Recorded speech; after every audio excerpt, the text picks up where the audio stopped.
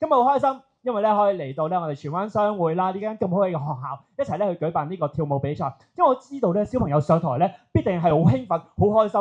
隨住個時代改變咧，多咗家長係留意到全人發展嘅重要，即係話咧唔係淨係讀係咁咪書，就係咧多啲親身體驗啊，去玩下啲活動啊。嗱咁今次呢個跳舞咧，就正正咧就係讓小朋友咧就係透過合作，然之後咧就係去學習去。練一練嗰個膽量喺大舞台，喺個大舞台嗰度展示。咁呢個咧就配合學校嘅一路落嚟嘅發展。所以咧，你一叫我就即刻支持啦。